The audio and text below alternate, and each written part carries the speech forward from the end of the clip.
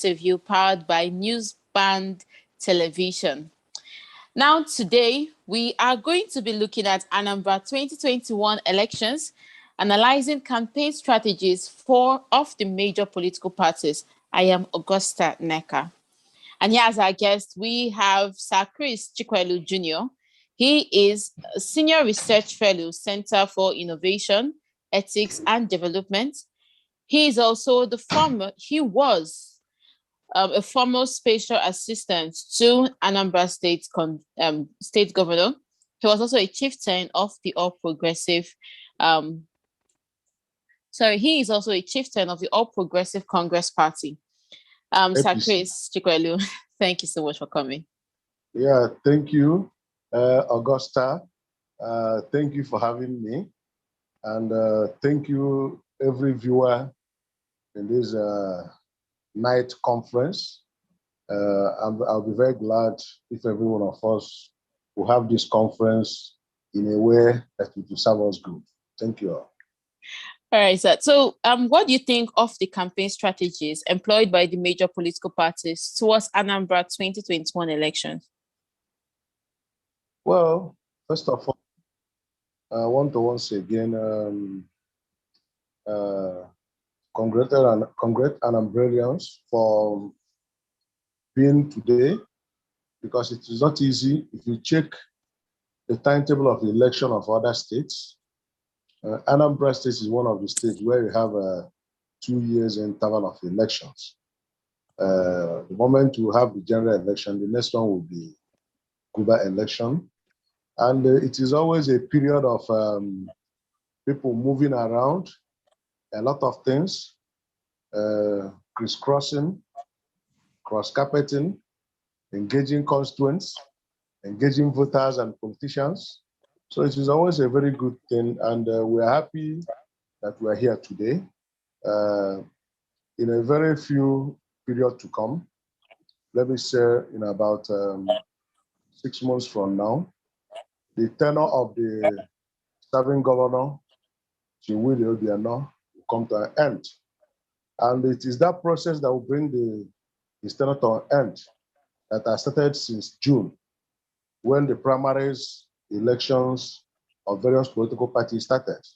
And now the primaries are over and the candidates are known.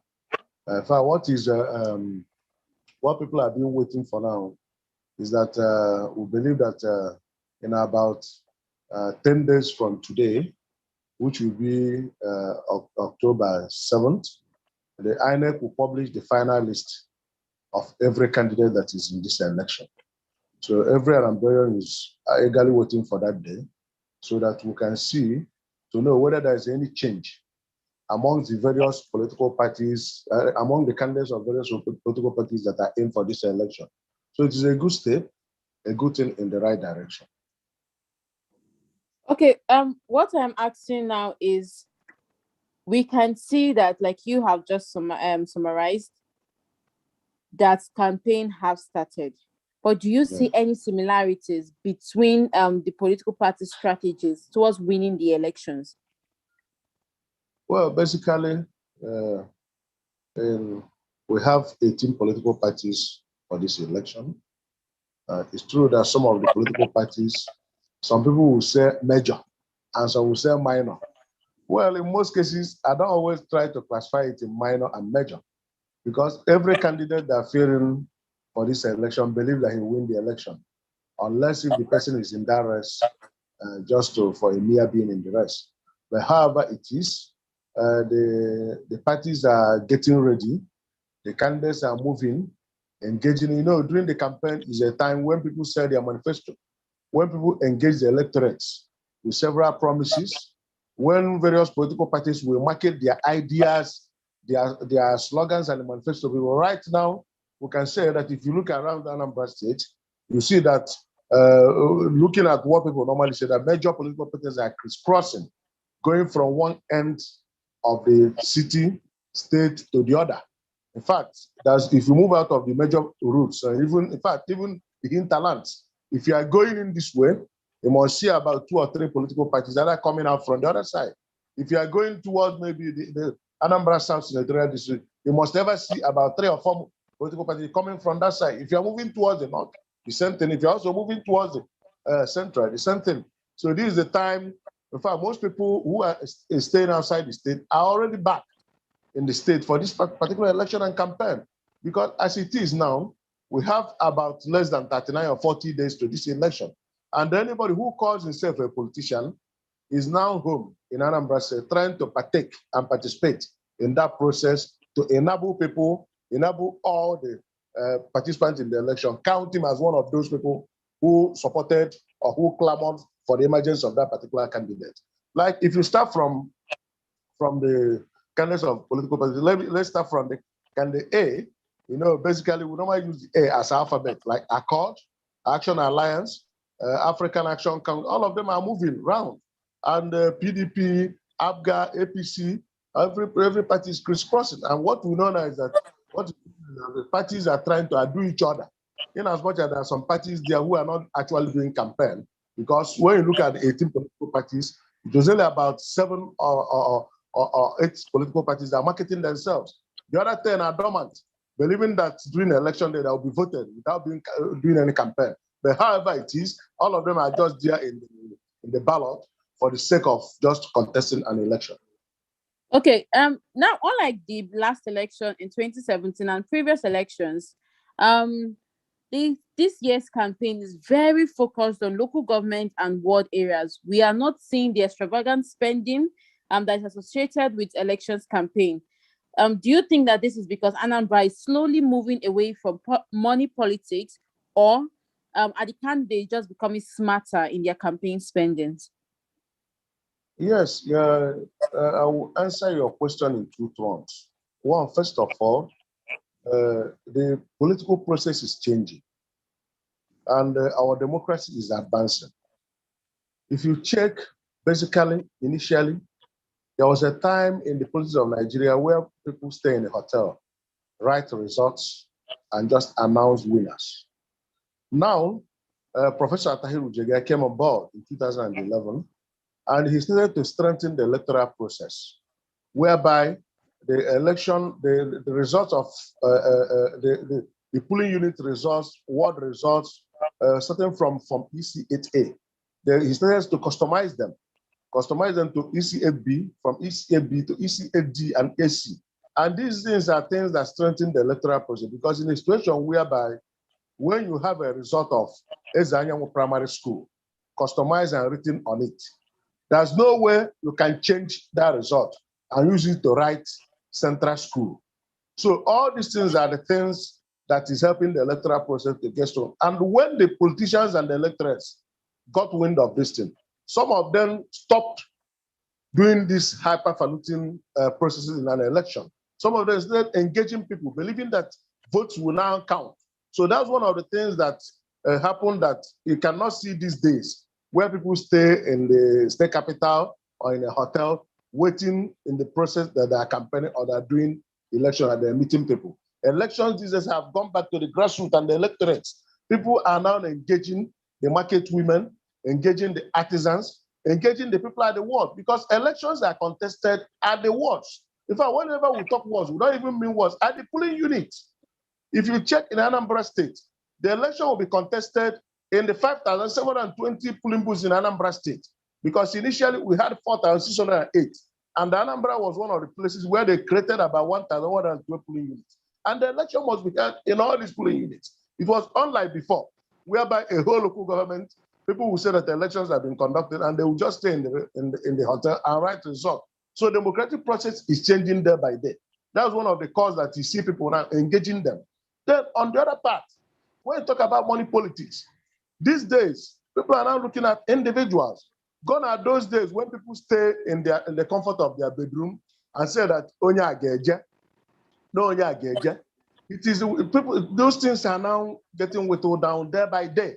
People are now striving, selling themselves, trying to present themselves to electorate in a way that the electorate will now see them as a very good candidate, rather than no Onya Ageje. So all those things are the things that are today making us to believe in the electoral process, in the political process, in the voting system, rather than what that was obtainable before. And I believe as time goes on, The INEC, which is electoral umpire, will continue to devise means where we're going to have a very good voting system in the country, whereby whoever that loses an election will believe that he lost an election and he does not need going to election petition tribunal.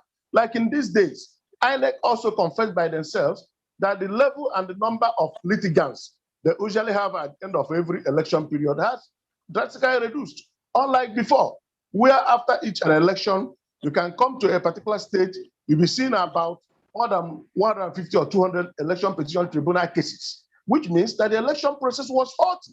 And if the election process is actually fair, it's true that we cannot have comprehensively fair election because it's a contest. Our people call it in Dorondoro Chichi. You must not have completely fair contest. But if an electoral process is put in a way that whoever contests the election and see that the election as having 70 or 75% fairness, I think nobody will grumble and grudge in the electoral process. Okay, so the late flag of campaign by some candidates and the lack of flag off by others totally. Do you think this is because of the court cases or is part of electoral strategy? Well, because I don't. Okay. Okay, I'm asking this because it was barely last week when the ABGA candidate did his flag off, and he was the first out of many that did the flag off. So is it part of a strategy or is it because of court cases?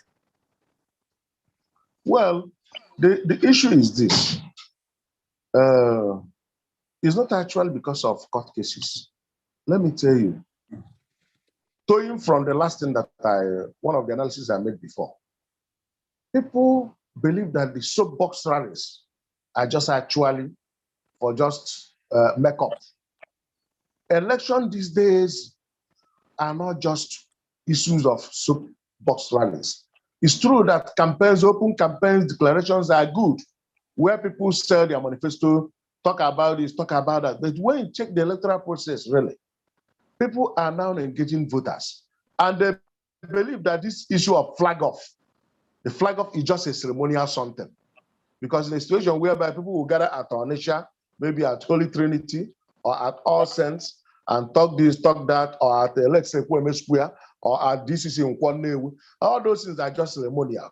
The actual thing in politics is all about engagement, engaging the voters. Because even if you do flag off up and do flag off down, if you don't go to meet the actual people who will do the voting, you are going nowhere. And let me tell you, like in terms of that flag off, you see children who are hawkers. You see people who are selling yogurt, see people marketing who are selling granite and tapioca, filling up everywhere. Are they also part of the people who came to vote? No. Those who are there, people who are there to do businesses. And moreover, you can see that, for instance, if they are doing flag off in Anambra now, you see people who might produce all forms of cap, all sorts of flyers, all sorts of campaign materials, and arrive at the Kweme Square where the flag off will be taking place. By the end of the day, you'll be counting as one of the people that came. But in actuality, they're not even registered voters in Anambra State. So I'm even of opinion that yes, that flag off is good in order to kickstart campaign, but people should not be seeing it as a part of the things that are part of the campaign process. Let people see it as well one of those things they do, just about 2% of the things that constitute the campaign process. So people have known that it is not it. Then coming to the issue of legal squabble. Yes, fine. Some parties were engaged in legal squabble, which up till now, some of them are still in it. For instance, I know that People's Democratic Party, PDP, are still having some legal issues. ABGA also, they're having some legal issues. Which other party are still having some legal issues on who becomes the candidate or not. But I know that as time goes on, even if yes, that they're having some legal issues, I don't think it was the thing that stopped some of them from not doing flag off. Because I knew that it was about 2 or 3 weeks ago that some of all these parties who had legal issues sorted their preliminary legal problems. It's not that the legal problems are over, but in one way or the other, they have got some relief that they can move on. But some of them didn't do that flag off as at the time they got to those judgments. Some of them waited till a period when they believe it will be comfortable for them. And some of them are doing it also in a systematic way. For instance, some are doing the flag off, that in a way that when they do the flag off, the election will remain maybe 1 month. That they will now follow it up, that they might share the way they're going to do the campaign, that they're going to do maybe local government tour within 1 week or 2 weeks, and start doing water within the remaining 2 weeks. And mind you, a campaign these days must not be candidate inclined. What I mean by candidate inclined is that a situation whereby a candidate must not be part of the campaign. In most cases, people try to constitute campaign council that will go down even to the polling booth level. That this group will be there, moving on with their own campaign. The other group will be there, moving on with their own campaign. Then the candidate himself will be engaging those other people that he needs, that is a must that he will meet, so that to make sure that those people do not fail, that at a level that the candidate of the party do not consider them as one of those people he or she will meet for consultation. All right, remember to join us on this discussion simply by raising up your digital hand, and I'll try to accommodate as much questions and comments as possible. We are discussing on the theme Anambra 2021, analyzing campaign strategies of the major political parties. And we are speaking with the Senior Research Fellow, Center for Innovation, Ethics and Development, Sir Chris Chikwelu Jr. He was also the former special assistant to Anambra State Governor, and he is a chieftain of the All Progressive Congress Party. Now, let me ask you this: this flag of campaign and the lack of flag of and the lack of gatherings, do you think that the IPOP situation in the Southeast has anything to do with this at all? Well, presently, some of us have been urging our governors to look inwardly to some of these problems that have created much problem in this issue of IPOP, this or IPOP that. Yes, the agitation, we know that it is not actually easy for the people that made them to start these agitations. But we are applying in the federal government to look into that so that this issue of bloodshed will stop. Then on the part of disturbances, I do tell people that the best thing anybody can do for himself is to be part of any process that will determine his or her future. When you stay by the side and believe that you cannot be part of an election, actually the people who are there will partake in that election, and you don't have the capacity, you don't have the capability to now stop the entire process. So what I implore is for whichever people who are disturbing in any guise or in any name, for them to calm down so the electoral process will go smoothly. As time goes on, there may be the part of people who may engage the government in other series, so the government will now look into their request and allow things to be. Then on the other part, I also implore people, our people don't shed blood. This issue of we see bloodshed here and there, it is becoming unbecoming. And we know Anambranians are people who are so quiet, who fears bloodshed, who fears a lot of people miming and other things. So I implore even our people to be orderly and be quiet and allow the electoral process to go on. People see people now complaining that the governance has gone down to the lowest ebb. Yes, as you are complaining, how do you think the process will take its toll? The process will take its toll when you now complement and be part of the people who will change that system. And how do you change that system? To allow people to do the voting and change the system.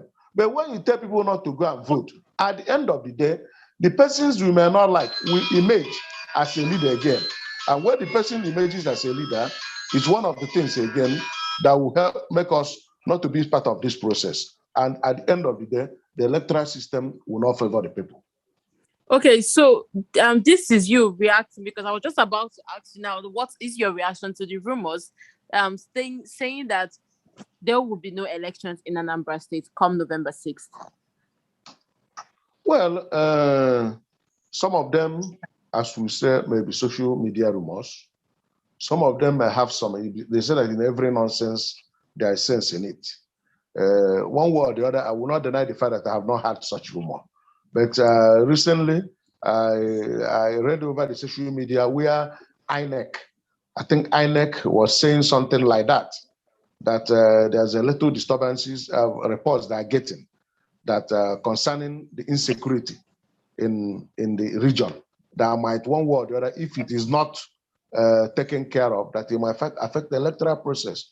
Because Nobody wants to lose his life in a situation whereby INEC will post their staff, and at the end of the day, they will be saying that this person is no longer there. Nobody would like to hear such a thing. So I think on that area where you asked your question, I think the government need to do everything that is humanly possible to ensure that there's a peace in this region. So the election will be conducted, because such a threat is not a threat that people will just see it as an open threat. No matter however threat is, one way or the other, it need to be factored in, so that government will do whatever they need to do to ensure that things are in order. And what do you say to is it possible rather that the political parties candidates, as candidates for this election, come together to release a statement, especially on the insecurity in this region? Because as you said, it might affect the electoral process. Do you see any plans of this happening? Well, for now, I don't think the political parties have come together to say anything. In as much as we have IPAC, Interparty Advisory Council, we have our CNPP and other things that put other parties together. But as it is presently, nothing has come out from the political parties. But what I know is that people in the well-meaning individual from Anambra State and the entire region have been speaking about the insecurity in Anambra State and some part of the state, and some part of the region, calling on government to actually do something before it gets out of hand. Because as it is now, day in, day out, you hear one or two things that unknown government did that, unknown government did this, and those stories are not palatable. So all these things are the things government need to engage our people into, to know how they can solve this problem and solve it once and for all. We know that, yes, there are always, in any situation where, and in any nation that is existing, there's no way you can have a crisis-free nation. But one way or the other, you need to come down to a manageable situation so that people can live freely, think freely, work freely, without having any fear concerning how what will happen to their lives in the next 1 hour or in the next second. Okay, remember that you can join this conversation simply by raising up a digital hand. Try to accommodate as much questions and comments as possible. Now, we have spoken a lot on the growth of democracy in Anambra State, as we are witnessing Anambra State, especially in the cases of consultation and meeting people at the grassroots level. So let me ask you this: while these campaigns are going on, is there any room for political education, especially voters education, telling people to come out and to go register their PVC? I know right now the PVC has stopped, but before the permanent voters card registration was stopped, did these candidates rather take voters education as a priority in campaigning? Yes, thank you for your question. The issue of voter education is a four-pronged approach. One, the government being represented by a National Orientation Agency. Then two, INEC being represented by Director of Civic Orientation in INEC. Then three, the political parties that will be represented by their various education unit of arm of the directorate of those political parties, and the civil society organizations. So there need to be a network of all these four blocks that I mentioned, so that there will be actual comprehensive reorientation and civic education concerning election, politics, and campaign to the people. Basically, everybody cannot be a politician, but everybody is a voter.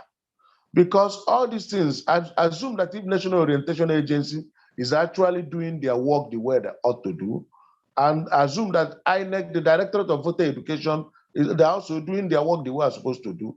I don't think we'll be having problem. The political parties and the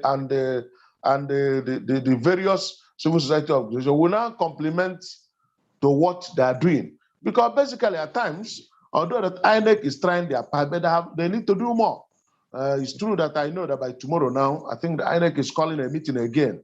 They're calling all the civil societies and political parties meeting, and all of them are geared towards this civic orientation and education.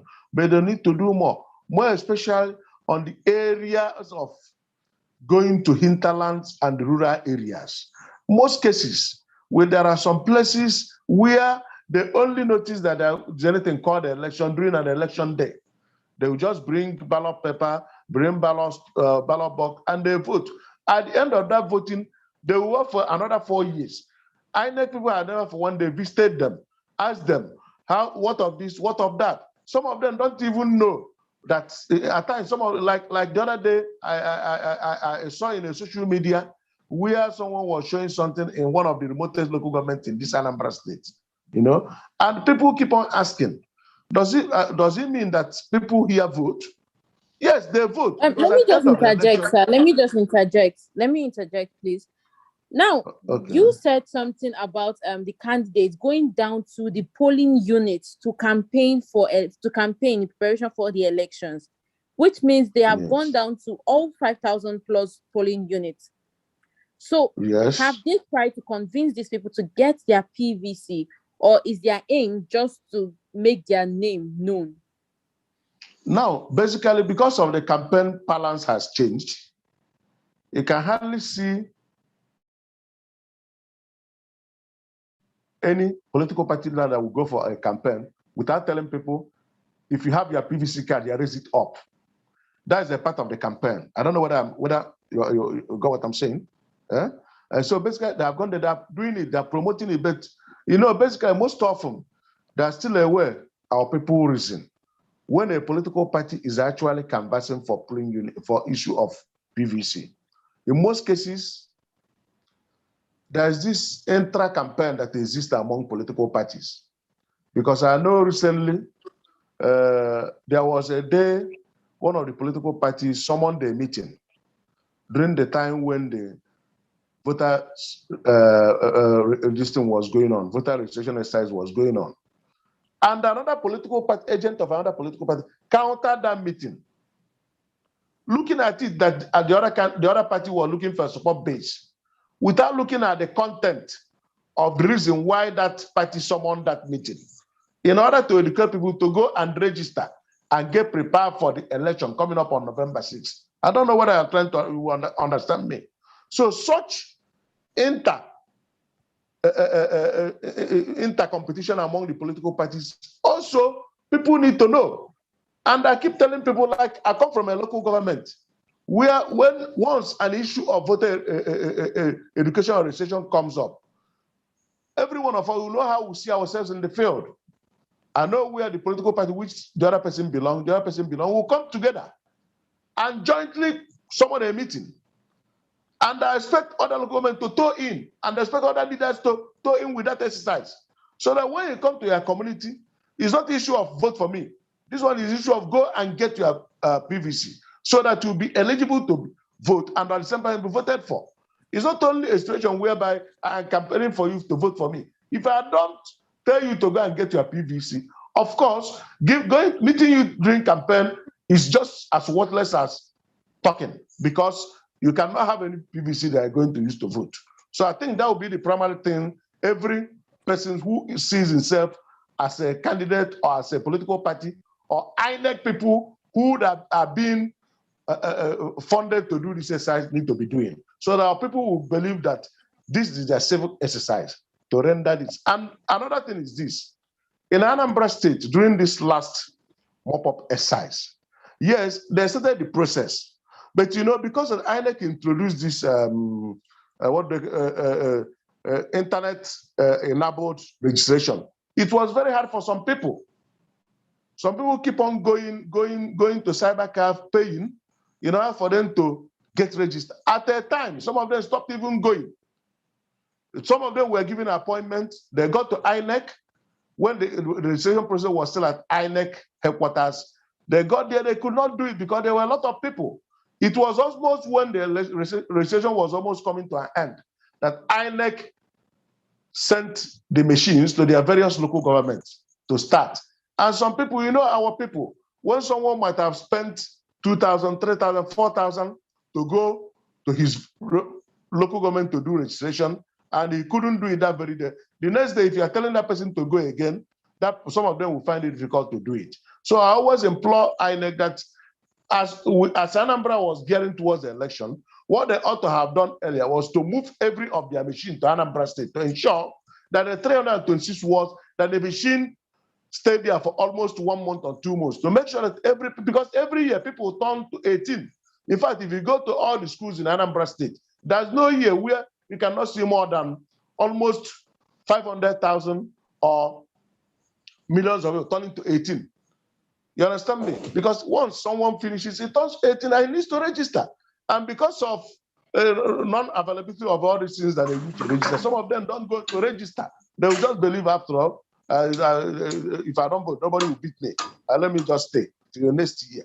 Well, thank God that in Anambra, we now have 2 intervals of election within 4 years. So some of them are just hoping that since they could not register within this time, that in 2023, when the general election will come up, that they will register.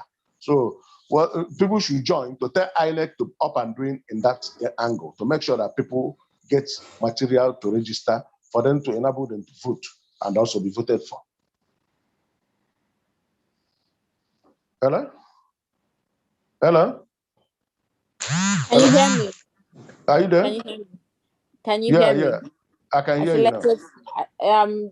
Let us hear from Hyginus Anedo. He's Department Hyginus Anedo. Are you there? Yes, I'm here. Good evening, everyone. Thank you, Chief, for this very interactive and educating session. Good evening, Hyginus. We are not surprised based on your background, but I have concern here, and my concern is this. Within the context of our state, Anambra State, and strategy that most of these major parties are trying to adopt now, I would like to maybe throw more light on the approach of selling party ideology and hunting for votes as it regards to parties' education and the disconnect that we usually see after election and maybe swearing in of any particular government that eventually wins that election with the masses. That's my number one concern. The second one is personality attacks on individual candidates, some of the candidate or individual candidates of the various parties. That's inter-personality attacks on the parties, part of the strategy that is, would I say, that is acceptable, a norm during the context of this nature. For example, we've been reading widely on maybe person having certificate or forged certificate, or if you're not a professor, you cannot be a governor or something like that. So is it part of the strategy? And if it is, how do you think it's healthy enough for an electoral process, especially in a democratic setting of like ours? Thank you, sir. All right. Thank you, Hyginus. Hello? Yes, we can hear you. Go ahead, please. Hello, thank you, Hyginus, for your question. Basically, you asked a very good question. Well, let me start from the last one you mentioned, which is personality attacks. You know, just like I said earlier, when we were starting up, that our people, the politics of Nigeria is developing day by day, basically on the area of election, on the area of campaign, that we keep on seeing some changes day by day. And lots are still needed. For instance, most people believe that is when you run down a particular candidate, a particular person that will now gain access or you gain favor from other voters. No, it is wrong. That's why I keep on telling people to ensure that they have a manifesto or development plan or an agenda, so that you market your agenda or sell your manifesto to the person you are trying to campaign for. Then on the other aspect, basically on the issue of certificate or no certificate, well, I don't want to double into that issue, but all I need to say about that is that, first of all, one, for someone to govern a state, there's a minimum qualification as enshrined in our constitution, which is school certificate. And anybody who has acquired that school certificate, SSCE or GCE or WASC, it depends on the level where you attended school, is much qualified. Every other person telling that person that he must be a PhD holder or MSc holder or DSc holder or PhD holder, I think that person is trying to go the wrong direction. That does not mean that we do not cherish high degrees and high certificates. They are very, very important, yes, in governance. But since they are not part of the basic minimum qualification, I think we shouldn't bring that to that when you're talking about qualification. First of all, we need to look at what does someone need to offer or what has he done before. Because issue of politics is looking at pedigree. If we normally look at yesterday to assess today and predict the future. If you don't look at yesterday, there's no way you can evaluate today. And that's one of those things that people clamor for. Now, for someone to come for the office, to campaign for a certain office like office of governor of a state, we need to say, okay, what has this person done before? Or looking at his pedigree, where was he within this time and within this time? Of course, if you are someone that has not been performed very well in the personal business or in the public office where you've held one or two positions, I don't think coming into governance is for some people like you. You need to start aside. So people who have seen that I can deliver will be there in the front burner. Then on the other part of having concerns of parties, having concerns of electoral by the political parties, let me tell you, I keep on telling people, begging, I'm not trying to say that anybody who has not lived in Anambra State does not need to come and contest an election here. But I keep on saying it. People need to, if you are going for campaign, you need to have a comprehensive look of things and environment of where you're going to tell people to come and vote for me. You understand me? It's not, you cannot just go to a place to campaign. Like, for instance, I have seen some of the candidates have gone to Anambra West within these 2 or 3 weeks. Some of them even entered boat to access Anambra West to go and campaign for them. But they find out at the end of the day, if such people wins an election, he can no longer see them there. If there's any function there, they may even send one of their representatives to go there and just represent them without knowing that during the campaign he find it difficult to access that place. Why is it that the place you find difficult to access during your campaign, he cannot make it accessible when you are governor? So these things are what people need to engage. And I keep on telling people, there are some places that if you go today, there are some local government for the past 12 or 13 months, 13 years, they have been working their road. But still, you will see somebody will come there for campaign, telling them this, telling them, and they'll be looking at that person, so far that person will share money. So when you talk about the leadership, also talk about the followership.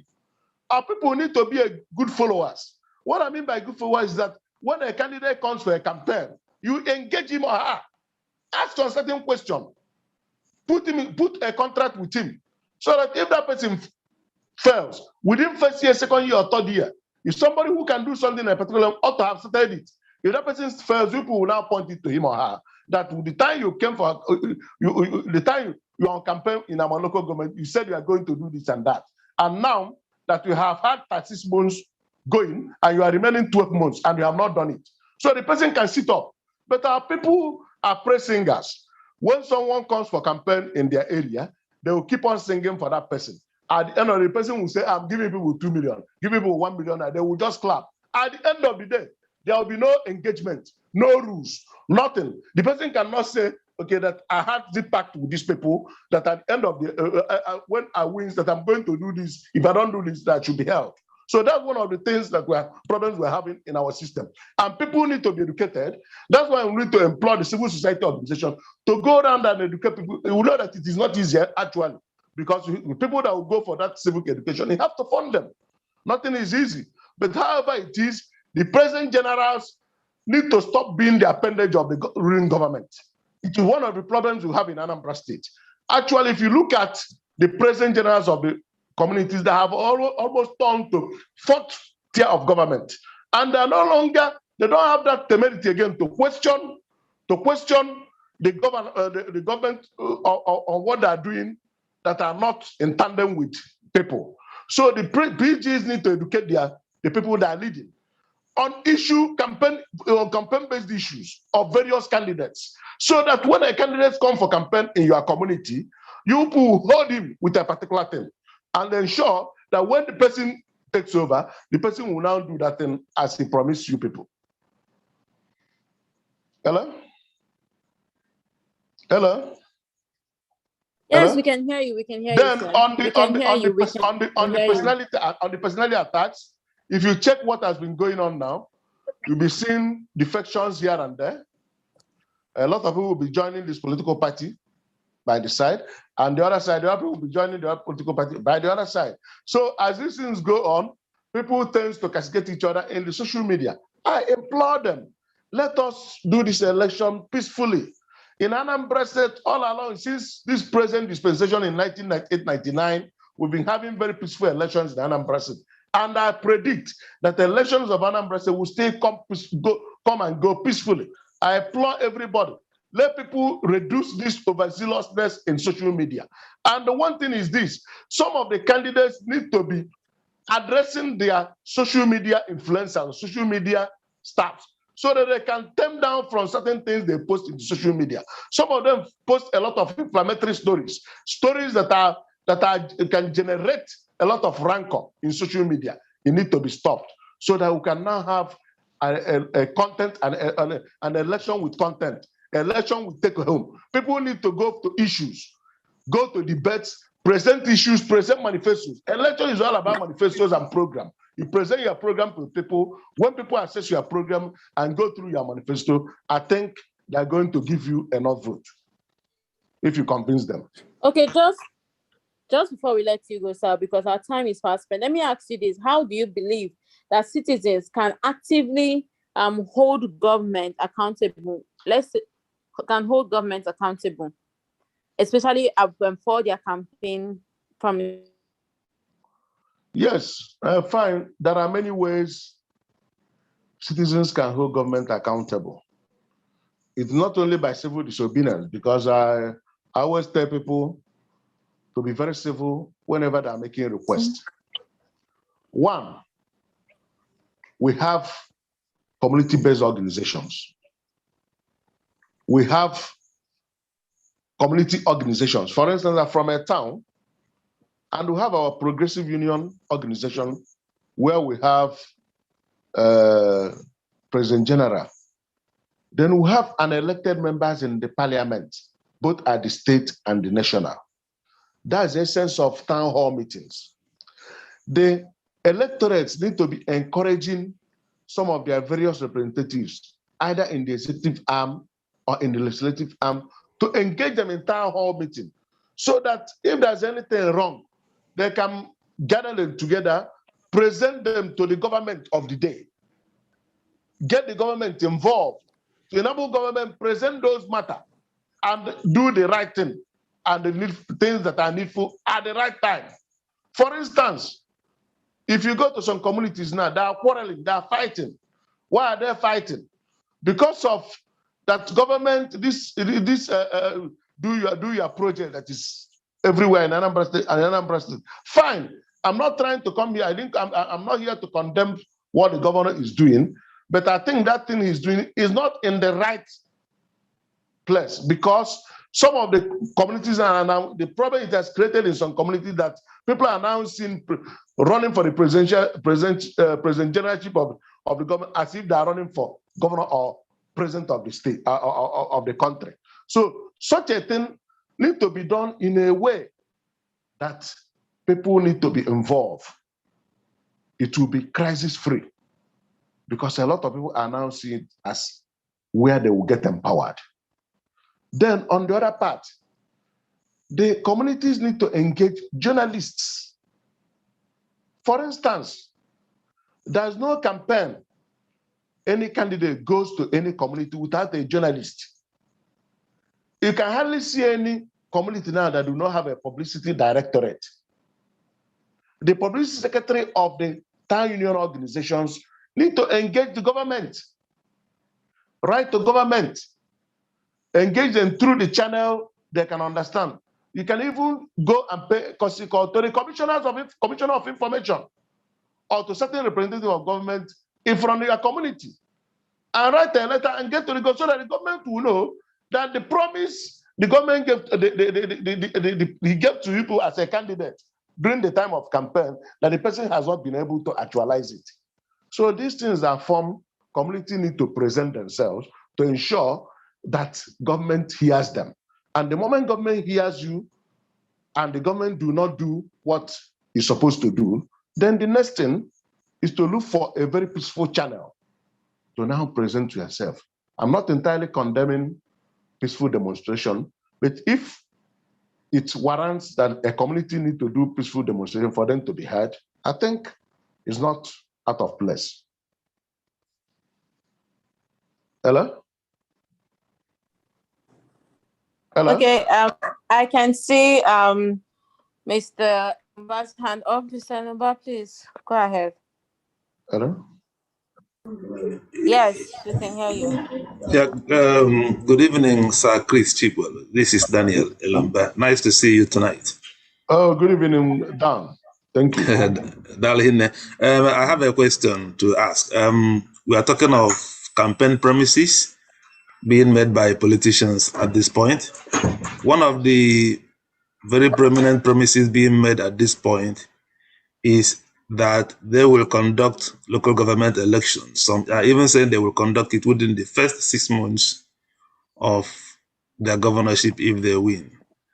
How could the Anambra citizens make sure that they force them to conduct this election? Because not depending on the promises, because previous governments made the same promises. Supreme Court have given a judgment that transitional local government chairman council are illegal. Yet we still have local government council in all the 21 local government areas of Anambra State. What will the citizens do to make sure that the incoming governor will conduct local government elections and allow the chairman the independence to run their local government councils? Yeah, thank you. Thank you very much. If you check, the other time we were here, we spoke briefly on the issue of local government administration and non-conduct of local government election in Anambra State. Basically, there are many ways. First of all, the Interparty Advisory Council is on it. And some of the community-based and civil society organizations are also on it.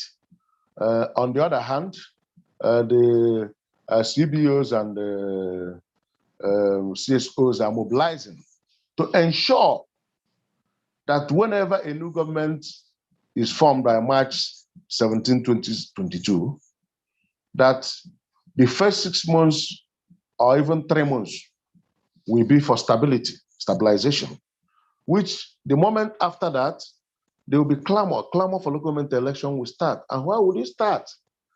The communities, the political parties have geared upon that are not going to allow their members to continue to be appointed in our recycling in this caretaker committee of a thing that has been going on in Anambra since March 2016 till today. This is about 5 years, and by March 2022, it will be 6 years, in a situation where you would have turned about 3 regimes of local government administration.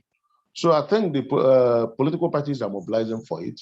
And right now, I think as the people are moving for campaign, many people are gearing to have a kind of a social contract that will be like a communique, where the people will sign, any candidate will sign before all the political parties put together, that the moment he or she gets elected as a governor, that within 6 months, that election be conducted.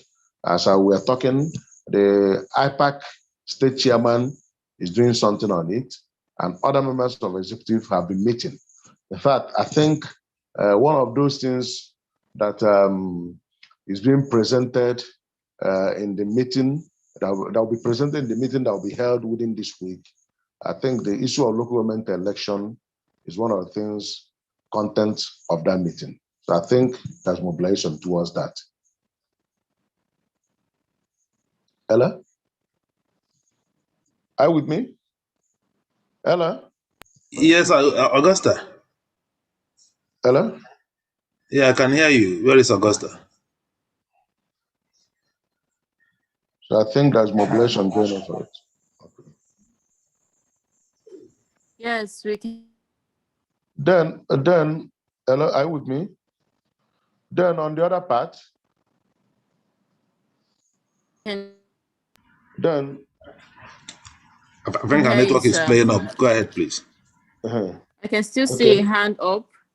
Mr. Anambra, your hand is still. No, I'm not. Your hand is still up. Do you still have other questions? No, I don't.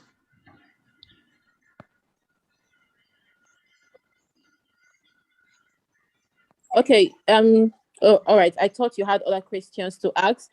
And with that last question, as much as we can take on today's exclusive interview, we have been discussing with the Senior Research Fellow for Center and Innovation, Ethics and Development. He was the former Special Assistant to Anambra State Governor. He is a chieftain of the All Progressive Congress Party, that's the APC. Sir Chris Chikweli Jr. Thank you so much for coming, sir. Well, thank you, Augusta. Thank you, Elomba. And congratulations once again, Elomba, for this, do I call it transmutation or transformation? Newsband is now a bigger television. So congratulations for that. I thank you, sir. Thank you. Thank you very much, sir. Thank you. Thank you for your kind words. Okay, once again, I would love to feature All right, again. And we